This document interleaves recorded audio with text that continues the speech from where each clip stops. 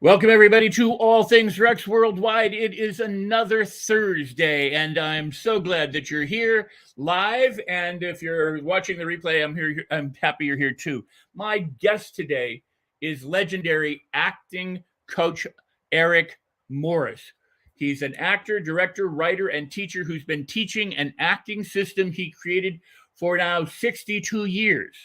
And while his system and approach has its foundation in Stanislavski and Strasberg, his techniques and approaches go far beyond the original precepts and concepts of those two brilliant men on whose shoulders he stands.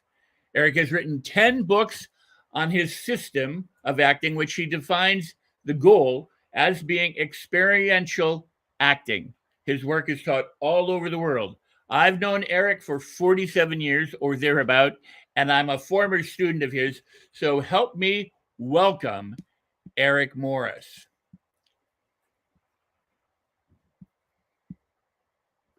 Hi, Eric. How you doing? We've got to get rid of this banner here. There you are. How you doing, sir? Welcome. You're. There we go. We couldn't hear you. How you doing? I'm feeling good. I'm doing well. That's awesome. That's awesome. Well, as I said in the intro, Eric, I've known you 47 years. That's half of your life or more, and 2/3 of my life. And I've been a student of yours since after your first book came out, which was No Acting Please. I think it came out in 1977. We were at Schwab's having breakfast, and I said, "Hey, I want to study with you." And so at that point, we made that happen. So let's begin the journey. Let's begin the journey with how you got started on teaching acting, because you were an actor and are an actor. Yeah. Well, I'm glad. I'm glad you included the fact that I am an actor. Once you're an actor, you are always an actor. And I started my training to be an actor in 1950. So my professional career in Hollywood started in 57. But between 50 and 57, I served 2 years in the service. I was drafted, but I also did about 35 or 40 equity plays. My first union was Actors Equity, and I did 3 seasons of summer stock. I'm from Chicago, so I did a lot of work around Chicago. I belonged to a couple of groups. The Globe Theater, we did a lot of plays there. We did a lot of the Clifford Odets plays. I did a lot of acting before I came to Hollywood. I was inducted into the Army January 5th, 1955, and I got out December 13th, 1956. So it was just 13 days, less than 2 years. They let us out early because of Christmas. And January 5th, 1957, I started my Hollywood career. Pursuing film. However, I had done 2 or 3 instructional and films, Encyclopedia Britannica films, Dallas Productions, and I got my SAG card in Chicago in 1954. In May of 1954, I got my SAG card. I got my equity card in 51. So all 3 seasons of stock was Actors Equity. It was a professional company. So I did a lot of acting before I did a lot of acting in Hollywood. So yes, I am still an actor. I'm not actively pursuing a career. I kind of stopped acting about 7, 8, 9, 10 years ago. And I continued writing and teaching. This week I had 2 virtual classes. As I do every week, I work with people all over the world on Zoom, on virtual, and I have following in Australia and Argentina, Turkey. They've interpreted my books in Turkey, 4 of them into Turkish. So I have about 8 countries outside of this country that I have a following of people who teach my work there, who have worked with me directly or indirectly. So besides the people I reach in the United States, I have a long arm in terms of dealing outside of the country. And I feel extraordinarily grateful for that, because The reason I wrote those books was to disseminate my work, to disseminate my process. So the fact that it is getting out there in the world, I feel very grateful about that. I don't feel egocentric about it. I don't feel tooting a horn. I just feel grateful. Well, and it is great that your work is out there, and you have been prolific both as a coach, an actor, an author, and in getting your work around the world. And I got to tell you that I got your book, because I knew you, and I got your book, and as I had mentioned to you once before, there was a line in the first or second chapter that you said, and I don't recall now if you were quoting somebody. My book is in the other room, but I don't recall if you were quoting somebody else or if it was your own sentence. But you said, you can only please 50% of the people 50% of the time, and the other 50% you can't please at all. So you might as well please yourself. And that one sentence to me at that time in my life was like, wow, that is so true. That is so true and so accurate that I immediately said, "Hey, Eric, I want to take your class." And boy, did I not know what I was in for, because it was truly a transformational experience. This was 77, 78, maybe at that time. And I had studied, by that time, I had studied with Strasberg and Martin Landau and Stella Adler and Uta Hagen and a bunch of different people. And then I came to you, and I remember specifically asking to be in your beginning class, and starting just with your process, which wasn't named at the time, but there was, let's see, Yuki Shimada, I remember, was in the class at the time. Yuki, yeah, Yuki. He was a Japanese actor. I I respond and I laugh a little because I really, really had a lot of affection for him. Yuki was a wonderful guy. I remember going out to dinner as a class with you and he and a bunch of people and stuff. And I'm trying to remember Art. What was his Art Harris or Art? Anyway, it doesn't matter. A lot of people, and one of the things that was different about your class, and I've heard you say this before, is that a lot of people say, well, remember a time or go back into an experience, like the Strasberg method or the Stanislavski method, but we didn't really know how to do that. And what you gave us were a series of exercises where we had to find out how we were feeling in the moment, or what our fears were, or some of our greatest fears, and be able to speak those kind of extemporaneously, very rapidly, in front of an entire group of people, and to really get real and to get raw and to expose ourselves, not literally, but emotionally expose ourselves in our experiences. And it was truly powerful. It was, and I always said it was brutal, because it was where we got to confront ourselves for the first time.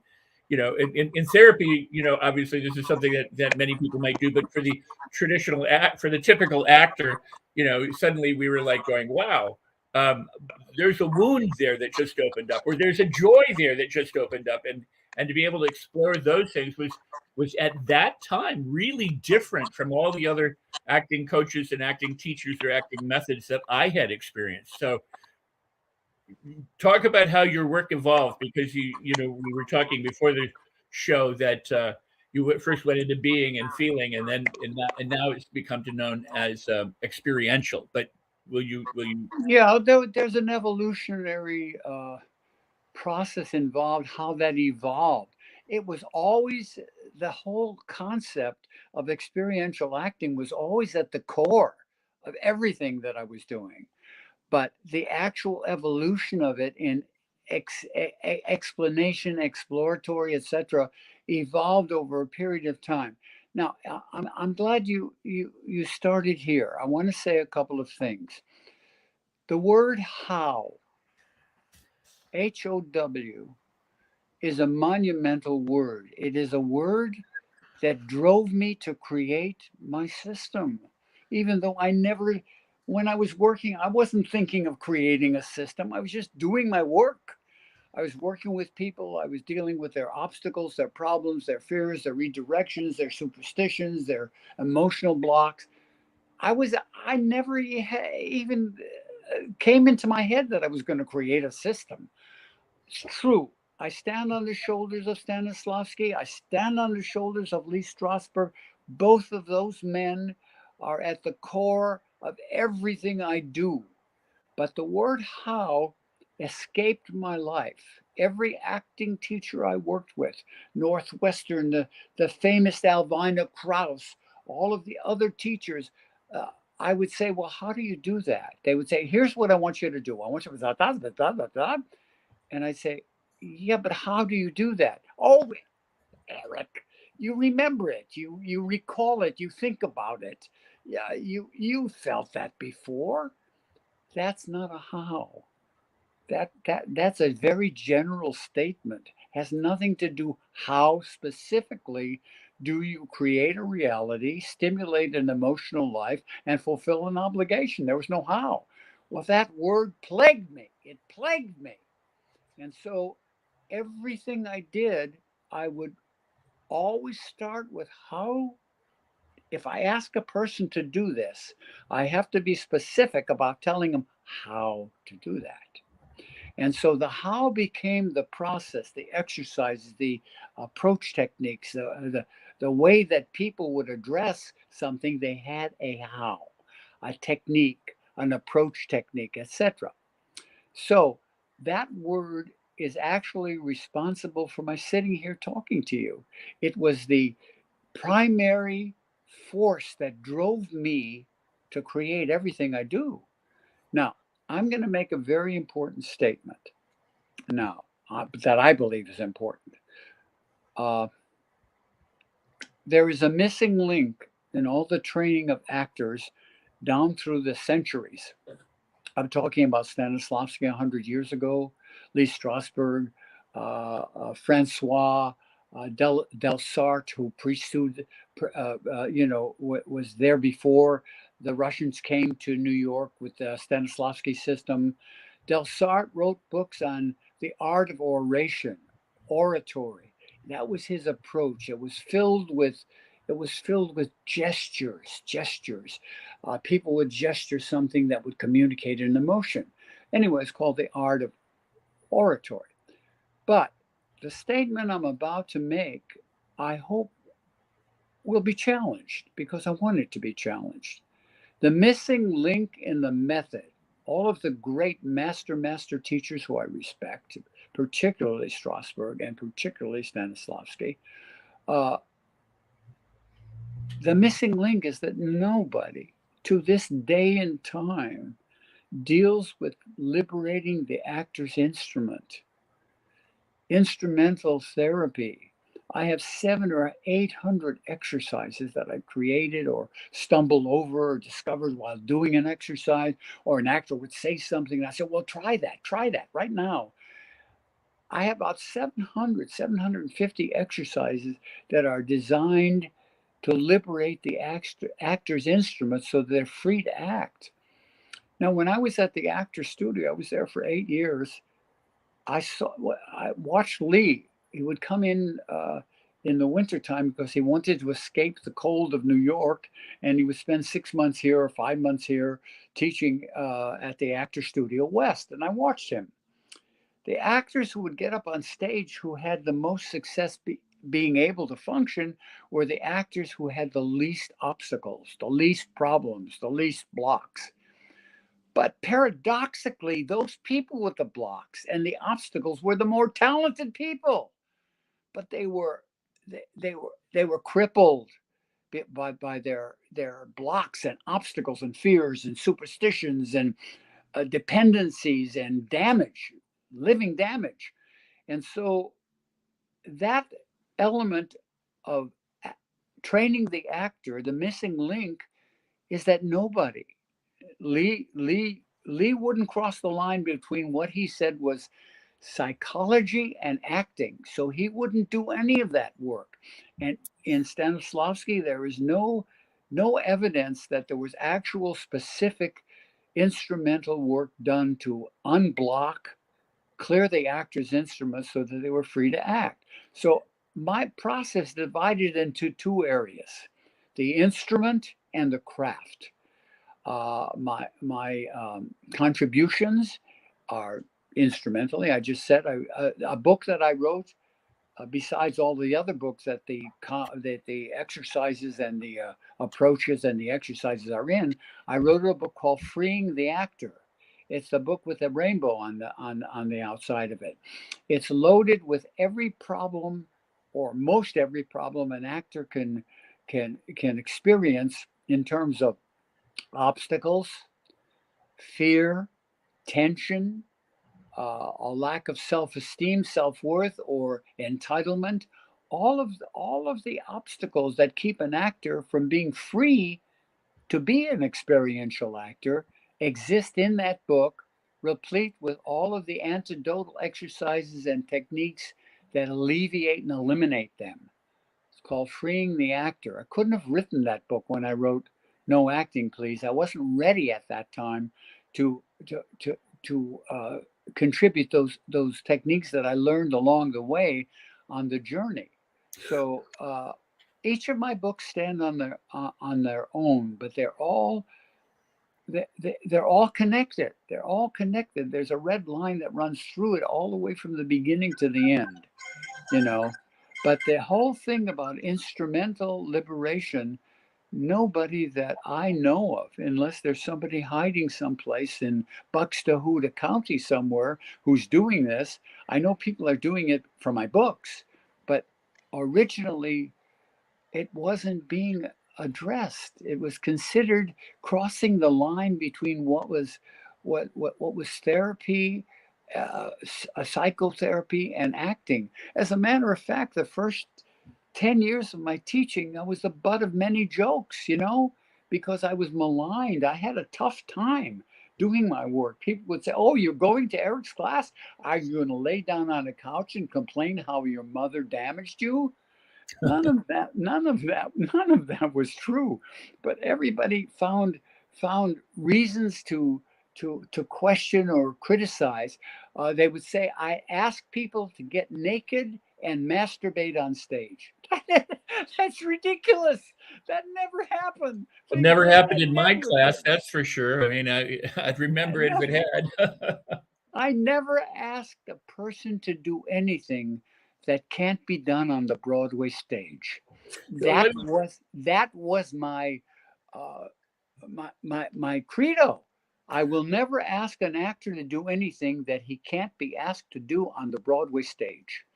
Well, And let me venture this with you, because in those early days, well, they weren't early because you were teaching prior to that, but in the early days that I joined you in the 70s, one of the things that I and some of the other students felt like we were on your journey, our own journey, but we were part of your journey, and we were exploring areas that hadn't necessarily been explored before. So we felt like on the precipice of a change or something that was occurring. Now, fast forward, I think the last time you and I had dinner, we came to your workshop, I believe, on a Wednesday night, on Wilshire, in the Wilshire area with Paul Weber, the casting director, friend of mine and yours, and your work. I mean, throughout these years that I've known you, I have watched the work evolve and how things have changed and how you've added in things. And prior to working with you, I would have always told everybody, just from taking acting classes myself, was that everybody in whatever walk of life you're in should take an acting class, because it'll help you as a public speaker. It'll help you to express yourself. It'll help you have confidence, everything else. Well, your work did. I think that anybody can do your work. They can read your books, do those exercises, and have an experience of whether they're acting or not, of being liberated, which is really very awesome when you think about it. As an actor, we're motivated to want to, portray a reality on screen or in the theater. But the work itself was so that we could do that. But anyone can use your methods in order to better understand themselves, or to free themselves, or to liberate themselves as a human being. Yeah, but it's better if they get a teacher who is familiar with my stuff Right. and who can work with them hands-on. The books are tremendously helpful.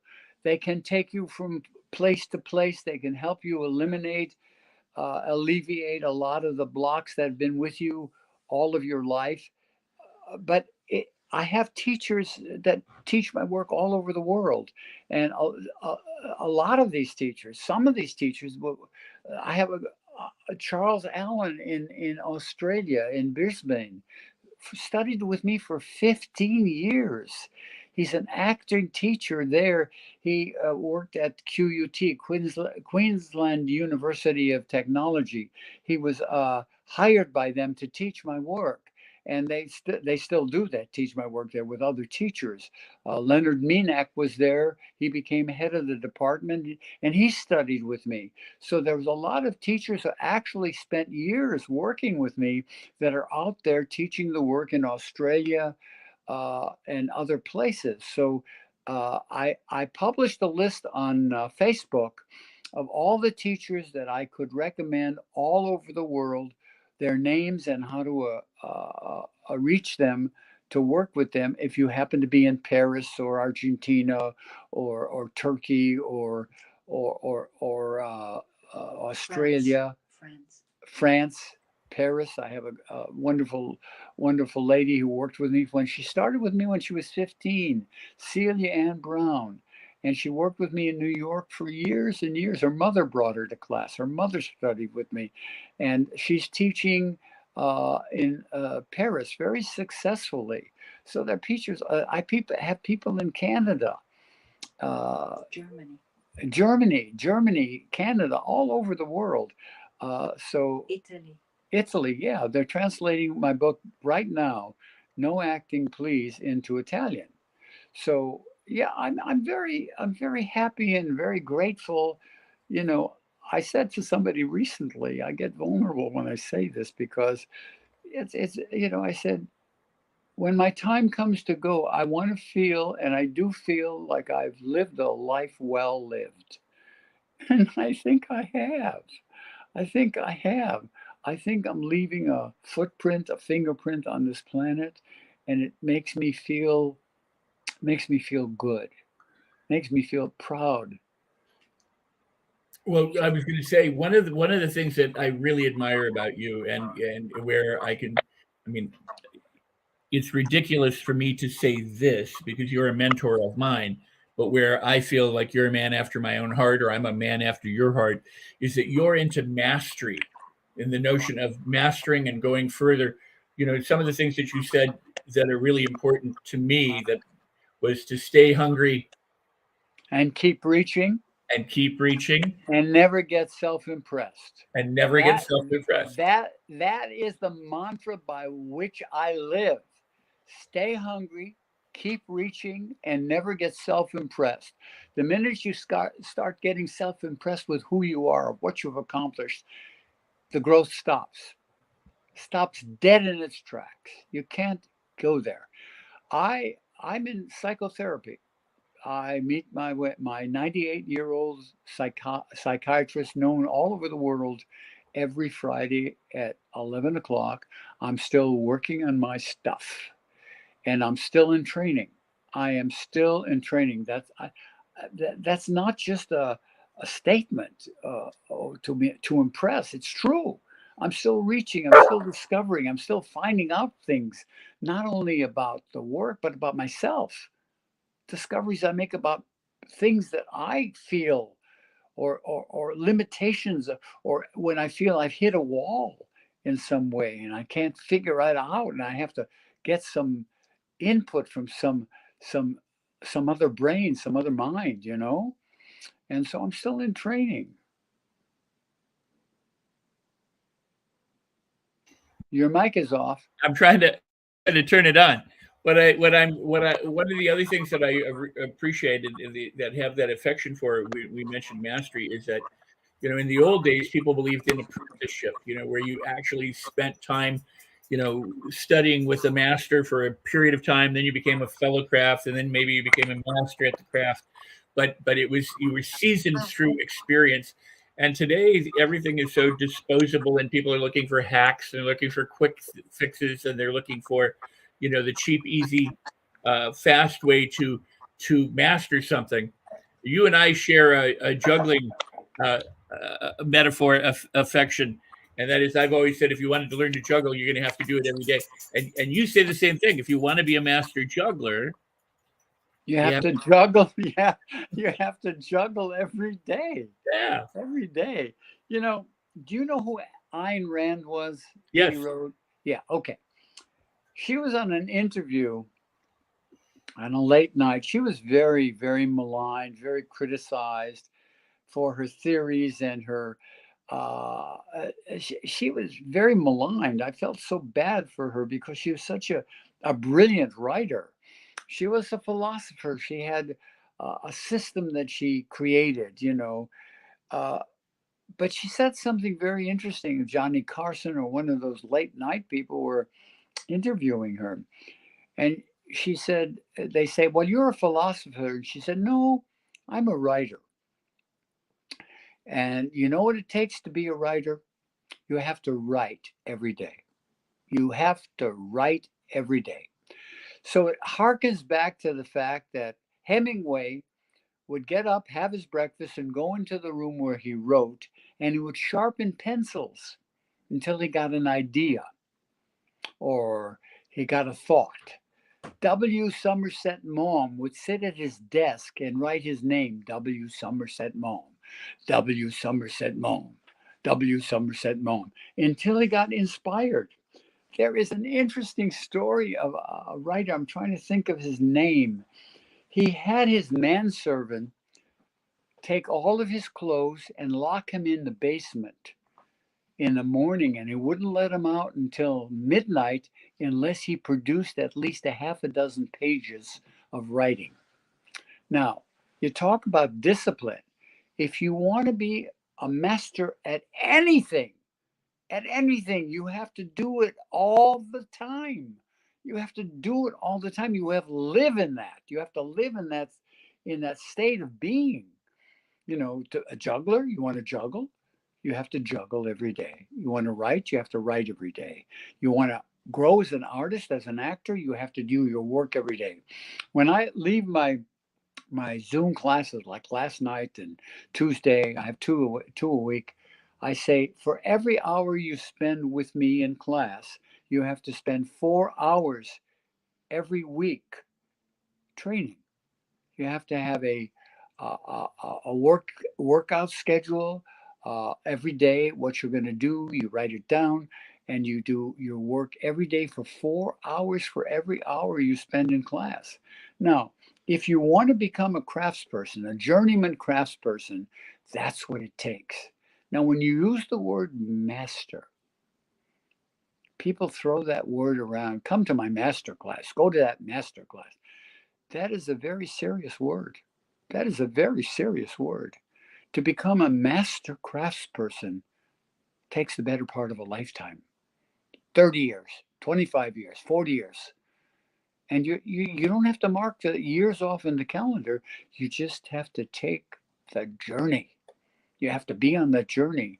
I mean, listening to me, it sounds a little bit like I'm obsessive. Well, maybe I am a little bit obsessive, but I'm obsessed with creativity and growth and truth and love.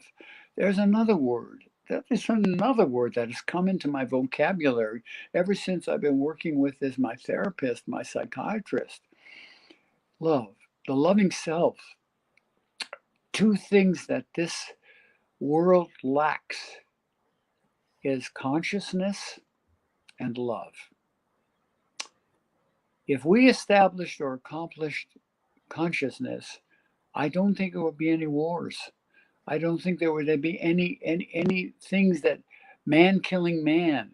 I don't think that would happen. I think consciousness and awareness on a level of understanding the meaning of life, nobody would go there. But unfortunately, we live in an unconscious world. Unconscious world. I agree with you there. I mean, about consciousness and love.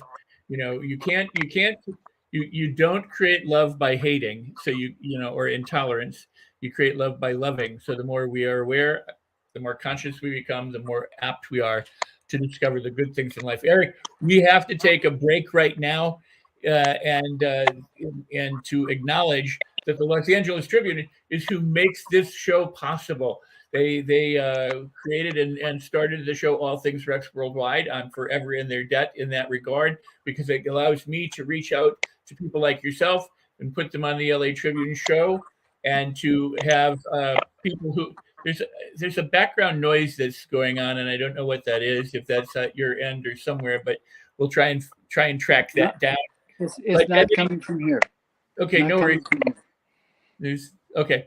So there's again, if you're watching live or the replay, hit the like buttons on the other side, subscribe to the show, and do share this show. If you're getting value from it today, please go ahead and share it to your friends and your family and even to strangers through social media. And with that, we're going to come right back with All Things Rex after this word.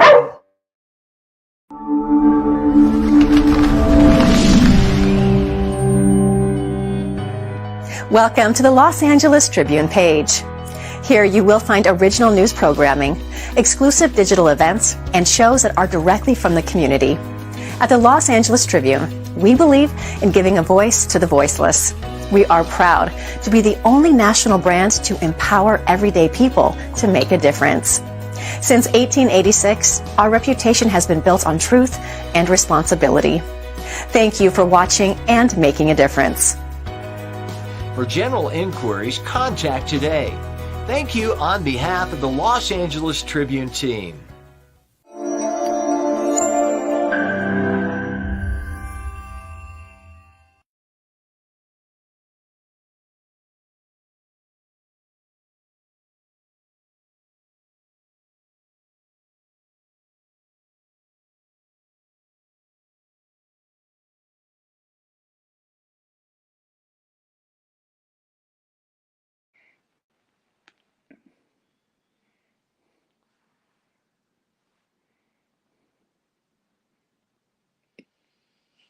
And so fast. We did it fast too. Yeah. The table, the books. Mike, I'm sitting here talking all this time, and my mic was muted. I don't know what's going on with that. So here's the thing. As I was saying, as my mouth was flapping, but no sound was coming out. We thank the Los Angeles Tribune for making the show, and thank the people who are in the back making it possible for us to have the show and run the show. I do truly appreciate that. And I also want to say thanks to you, the viewers. Go ahead and share the show out live or otherwise. You can leave comments after the show has aired as well. And Eric, let's do this. As we proceed, let's talk about a little bit about some of your more famous students, because there are those. In fact, your first book had a foreword written by a very famous actor, and maybe you can talk about some of the people who've done your class and who I've been in class with.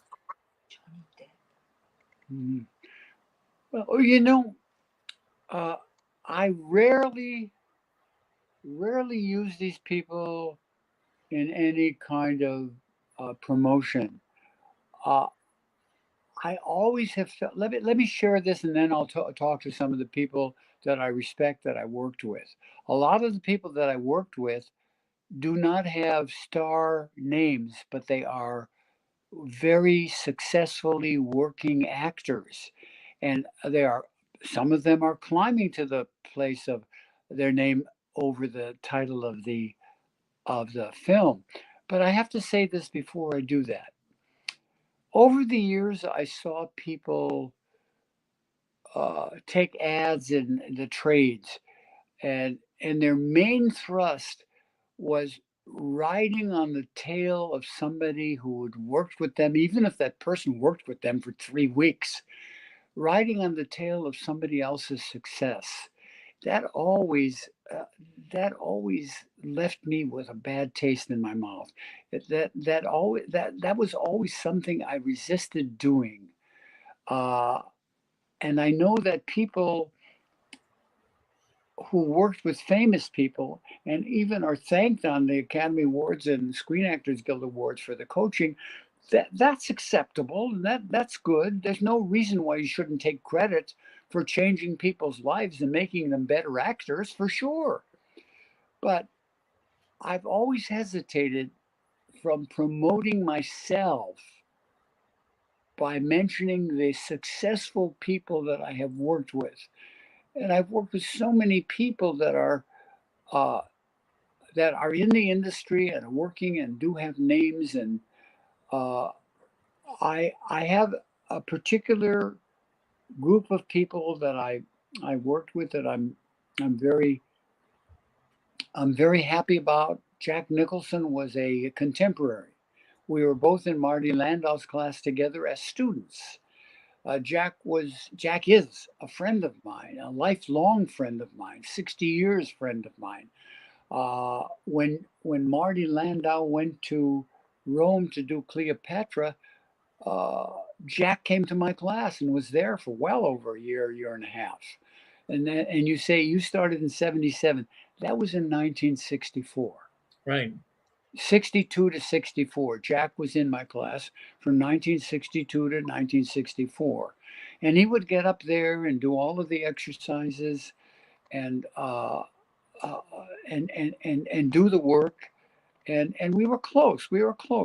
I have a Jack Nicholson story because I think it's really worthwhile for the people watching this to hear this. Jack was in my class when I was on Willoughby and Waring at the group theater. I was teaching out of the group theater. George Boroff owned that theater. He was the brother-in-law of Shelley Winters. But anyway, at the end of a class, I was sitting in my chair, and my class was on levels.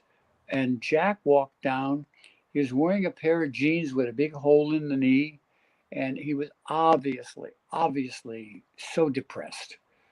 He stood by my chair and he said, Eric, what are we doing, man? What are we doing? What are we doing this for? What are we doing? I could see that he was in a real state, not only of depression, but despondency and things. So I got up and I put my arm around him and I walked him into the street. And I looked at him. He looked at me for a while. We were contemporaries. I could talk to him about anything, you know. And I said, Jack, how long have you been in this business? He said, about the same amount of time you have. 17 years, Eric. 17 years. He was writing for a guy at Paramount. I forget the guy's name. It'll come to me. Anyway, he was writing films for that. And he was making a living. He was going through a divorce with Sandra, who had met in Marty Landau's class, Sandra Knight, who is still a good friend of mine, still to this day, 60 years later. And so I said, you know, Jack, you're not going to be happy doing anything else but acting. I know you're writing, but that's your calling. That's what you want to do. And one of these days, you are going to walk into the right room at the right time, and everything is going to change for you. 11 months later, he got Easy Rider, and he got Easy Rider on a fluke. The part was given to Rip Torn. And Dennis Hopper got into a knife fight with Rip Torn, and Rip took a hike. They had 24 hours before to use a location, the first location where you discover Nicholson in jail, and they couldn't afford to lose the location. So Hopper got Peter Fonda. He went over to Columbia and he said, look, we got to get somebody for this. I know a guy I think would be perfect, said Dennis. He said, Jack Nicholson, do you know him? And Peter said, no, I don't know him. But if you like him, get the sides to him right now. We got less than 24 hours to use this spot, or we're going to use it. We're going to lose it. So I went over to Jack, gave him the sides, shot the first scene the next morning, and the rest is history. The rest is history. And so things happen in our life, in our business, in our personal lives that are unpredictable and incredible. And that is a true story about Jack, you know. Indeed, and he wrote for Corman a lot. Roger Corman too. Oh yeah, I listen. Don't get me started about Roger Corman. All right, so I'm going to write a book about Roger Corman. Well, let me tell you a quick story about Marty. The last time I saw Marty in person, other than at the Silver Spoon or in Hollywood, was in Milwaukee, Wisconsin for the film festival. He was in some movie, I don't remember the name of it, and he came into town. And we were at this restaurant where they were giving out the awards at the film festival. And I walked up and said, "Marty, how you doing?" Because we'd known each other from, Hollywood. He's like, "Hi, how are you?" And I mentioned a friend of ours, a former student of his, a former student of yours. And he's like, "Oh, how is he?" And I caught him up. He said, "Well, how did you guys meet?" And I said, "Well, we met at Strasbourg's," and he went ballistic. I missed the last thing you said. What happened? I said, "We met at Strasbourg's," and he just went ballistic. He said, "The Actors Studio?" I said, No, Strasbourg's Institute. He said, "Oh," and he went totally up. Everybody in this restaurant, everyone in the film festival was watching this older gentleman screaming at me at the top of his lungs because I mentioned the Institute in Hollywood. And anyway, I loved him, and his daughter's a friend of mine, and Marty's a good guy. But the last time I saw Marty in person, he yelled his ass off at me. So, really? All is good. So I mentioned Corman, and you're like, "Let me tell you about Corman." I'm like, "Okay, I get it." So let me ask you this. I agree with you, in terms of with my students, I rarely, if ever, mention my students. You're never going to see me post in front of a Rolls Royce or, a Learjet or something like that, because that's not what the work is about. The work is about the work, not about the person who teaches the work or anything else. But you and I have shared a lot of friends who are consummate working actors, people who have been inside or outside of your class, people who we've had breakfast at. And when we first discussed this program months ago about getting back together and doing another live show, we mentioned some of the people that we knew. So do you want to go down memory lane a little bit about the whole breakfast club? Sure. I also want to mention that I worked with Arnold Schwarzenegger, who he and I have become great friends over the years. He came to me on his first actual picture. It wasn't his first actual picture, because he did a kind of a docudrama called, I forget, it was about lifting weights and weights. But the first picture was Stay Hungry with Sally Fields and Jeff Bridges. And he was sent to me by the director, Bob, I forget his name too. He's a really, really great guy. Are you talking about Stay Hungry? The director of Stay Hungry. It wasn't Zemeckis, was it? It was, I forget, but we'll figure it out. No, it was he's the guy who did King of Marvin Gardens, seven Easy Pieces or whatever. He's a wonderful guy. Anyway, I got a call one day from Rob. I can't think of his last name. He's the director. And he said, "Listen, you've been highly recommended by Jack Nicholson as a coach.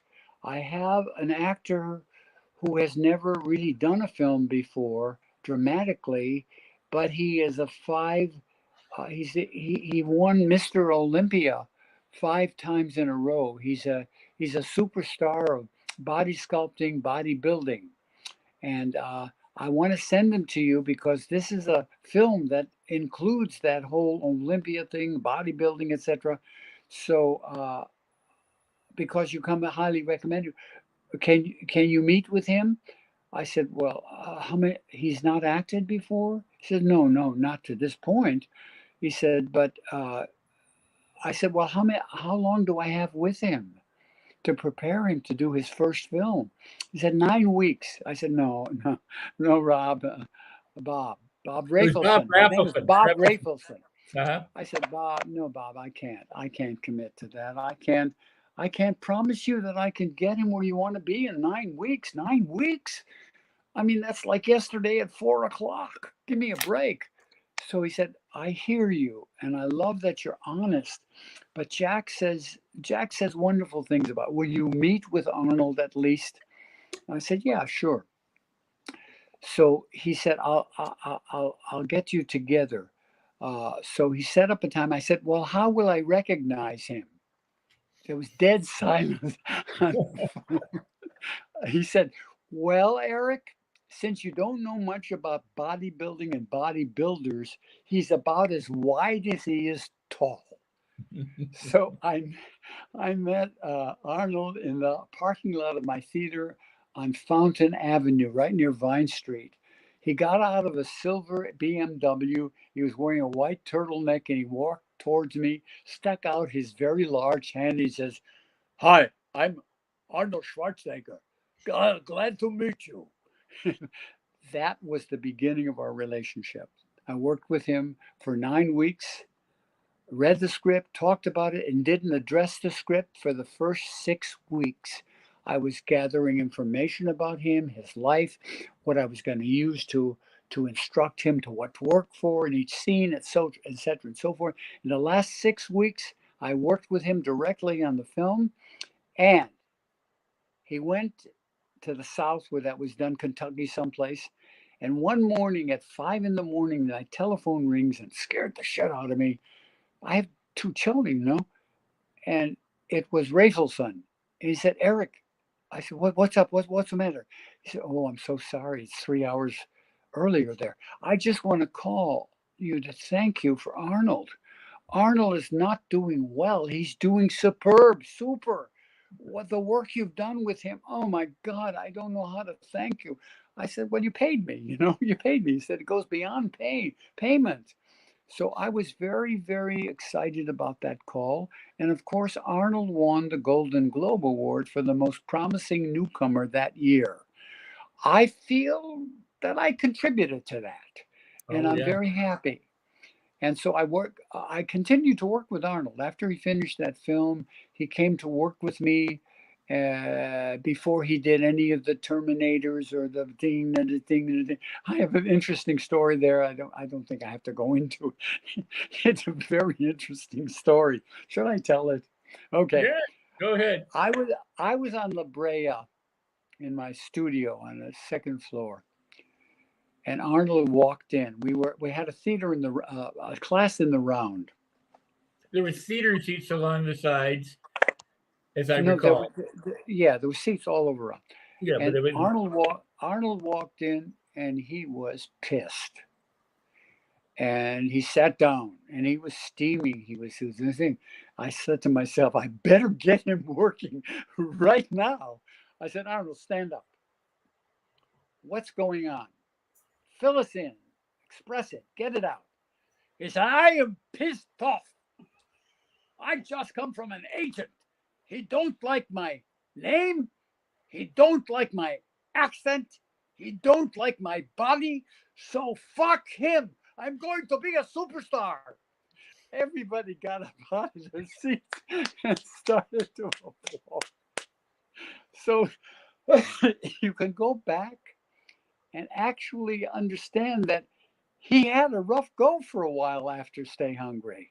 He had a rough go. He wasn't doing very well, and until he hooked into what he think. But he worked with me for about a year, maybe 2 years. 2 years in that studio, and one morning he did a exercise that brought everybody to tears in the studio. He was recreating Christmas morning in Graz, Vienna, Austria. And he was opening presents as a child. It was so touching there were everybody was crying. Tears were falling. It was so vulnerable, so touching, so childlike. And then he did a scene from, I remember a scene he did from The Sweet Bird of Youth, and he was terrific. He played Chance Wayne to a very much more accomplished actress, and he held his own with her. Kayla Guerin, he held his own with her, and so I really enjoyed working with him all of those years. And through the years, we've kept touch and everything.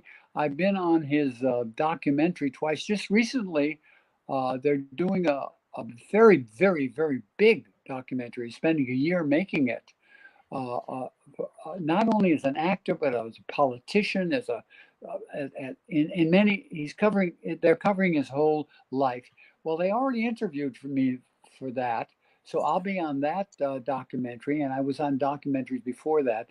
So Arnold and I are in touch with some frequency, and we always relate to each other by signing off with "Love Arnold" or "I love you, Eric," or "I love you, Arnold." We've established a bonding, and I guess it's because. I get vulnerable when I think about it. I think it was because of the origins, where he was when we met, and the journey from there to here. I think it has a lot to do with the bonding of that element. And I love Arnold. I think I always say he's got a heart bigger than Texas. Wow. So, Wow.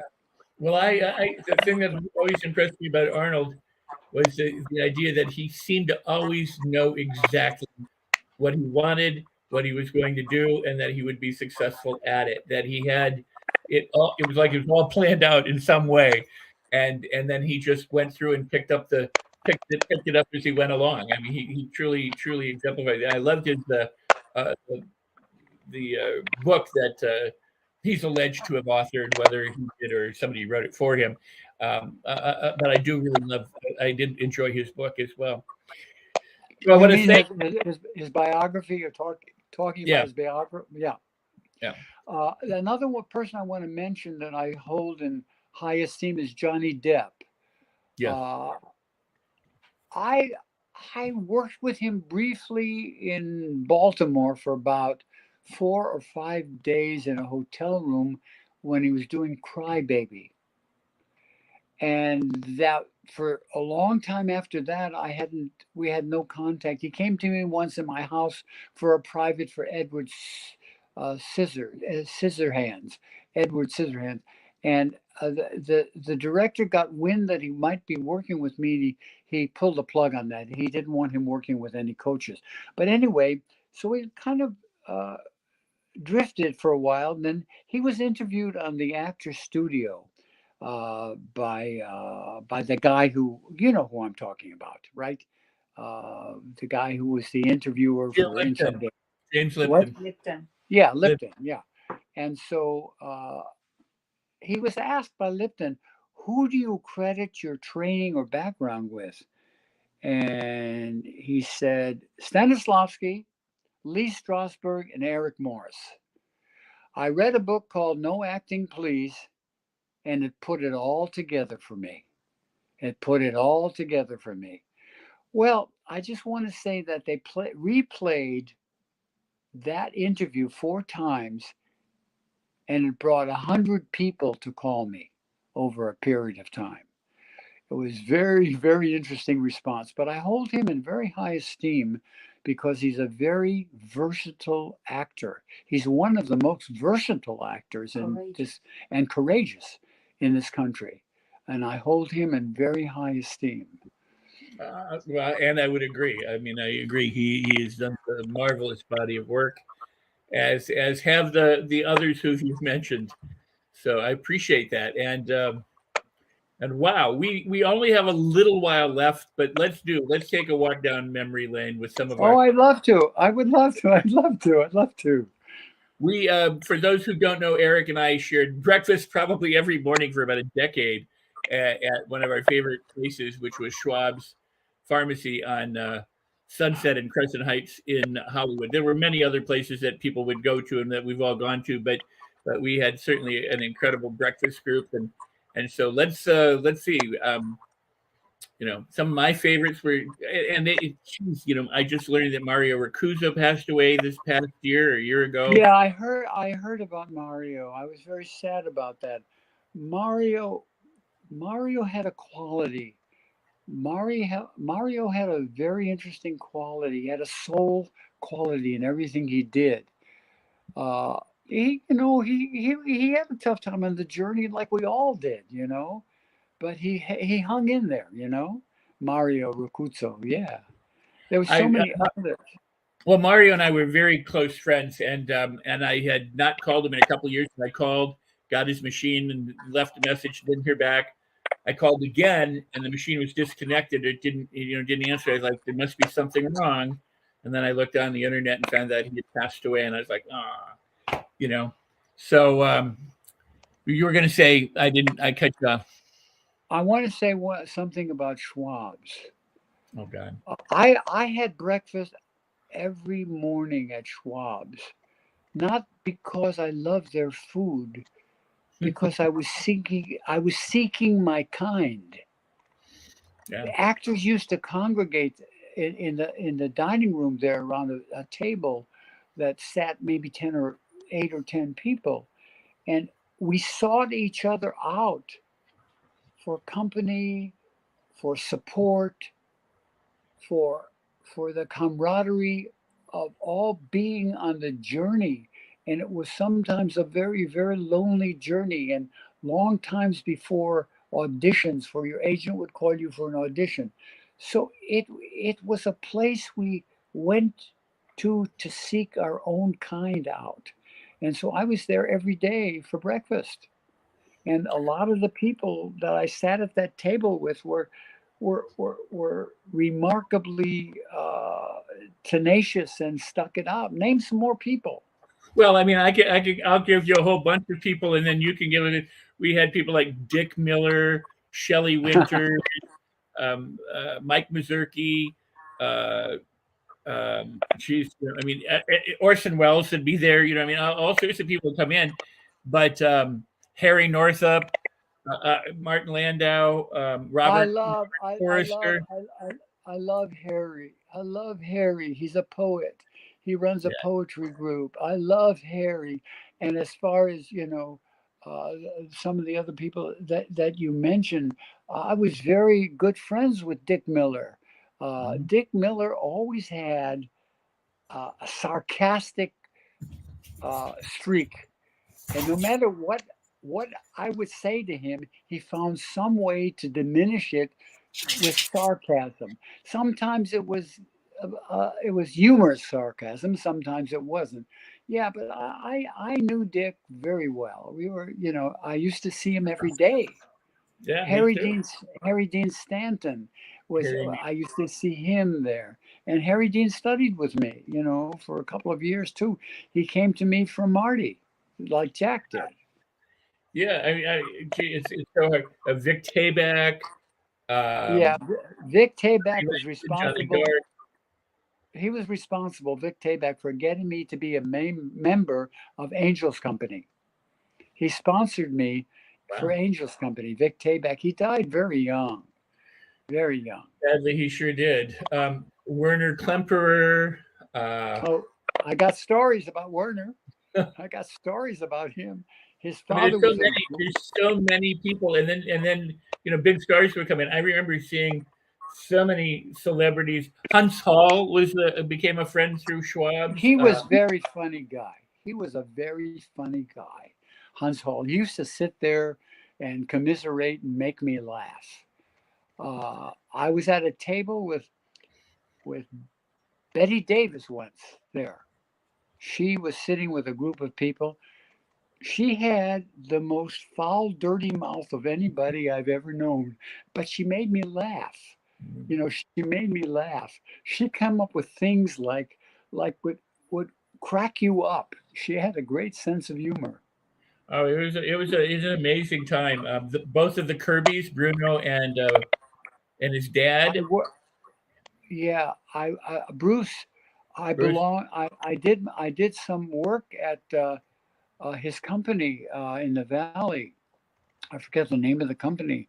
I did a couple of performances there, and then Bruno and I were friends, and his brother John came and took some private lessons for me when he was doing a film. John also teaches acting. John Kirby.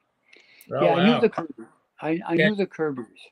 let's see, Sally Mars and Lenny Bruce's mom. Uh, Oh, and she was a trip. she was a trip. Yeah, she was a trip. Bruce, yeah, real Yeah, there trip. was Ian Abercrombie. It's really hard when you start trying to figure out who your friends, that you know for decades and that you'd see every day, and then try and list them, 30 years later. But Well, just a who's who of character actors for sure, and some leading men and women. yeah, it was a very special time in my life. It was a very special time. It was a very special uh, group of people. We used to bounce things off of each other, sit and talk. Uh, I forget who that was. He was Jack Nicholson's roommate for a time. He was about 300 pounds and he had a glass eye. Do you remember him? I can't think of his name. Do you remember him? He's big, Well, heavy set. He was always red faced and sweating. And wasn't Chuck, he had a glass eye. not Chuck Mitchell, was it? No, no, no, No, no. So, Chuck Glass any, Eye. anyway, he was one of the people that there. I was I I was at a table with him one night, and his eye dropped into his soup.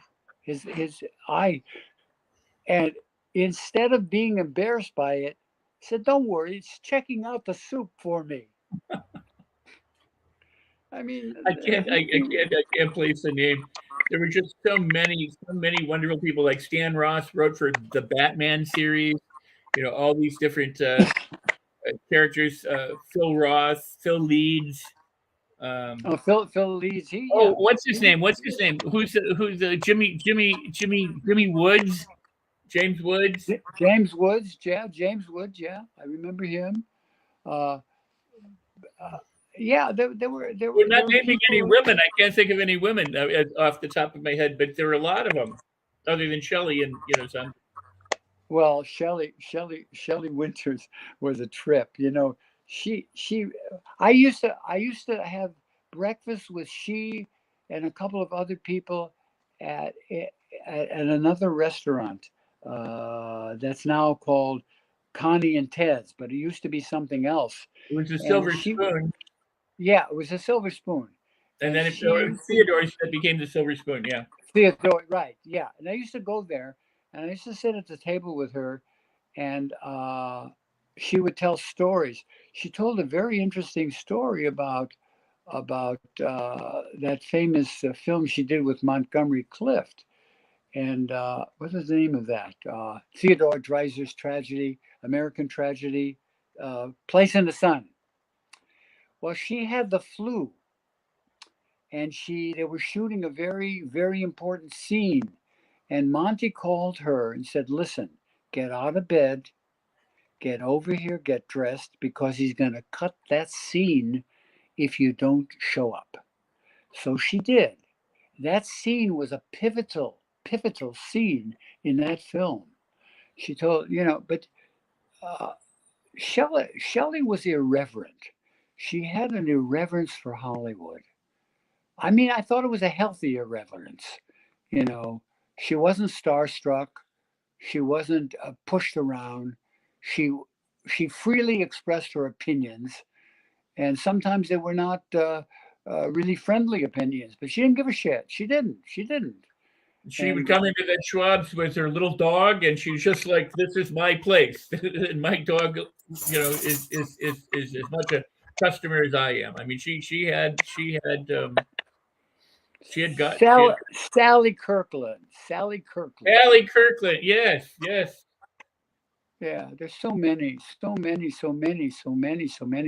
there's 100 more. There's 100 more people. And then some of the younger actors who disappeared, they dropped out. Some of them looked very promising.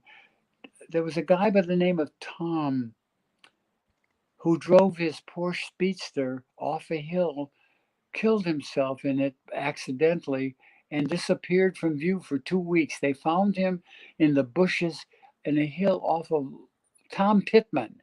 His name was Tom Pittman. And he disappeared. They found his body in his Speedster in the brush on the bottom of Laurel Canyon. He was an up-and-coming actor. He was, I don't know that if you knew some of the later people I worked with, like Michael Parks. Oh, Michael, Michael, sure. And Scott Wilson. Both of these people I worked with. I loved Scott Wilson. I loved Scott. I had a good relationship with Michael Parks, which is a great statement because I don't know of many people who had a great relationship with Michael Parks, because he was one of the most critical people on the planet. But he liked me, so I wasn't a threat to him, Right. But he's gone, and Scott is gone. They're all gone. They're all gone. So many of them are gone. They've been immortalized in film and in our memories and in sharing some of those experiences. Someday we'll have to maybe share some more stories. We're out of time now, however, but I'd love to give you the last couple moments to say whatever you'd like to say in closing. But I enjoyed it. I mean, so the people, like Sally, I used to see Sally on Facebook, and Hot Lips Houlihan, Sally Kellerman used to come in and because she was a waitress at the. I'll tell you the story about Sally Kellerman right now. She worked for Max at on a Sunset Strip thing called Chez Paulette.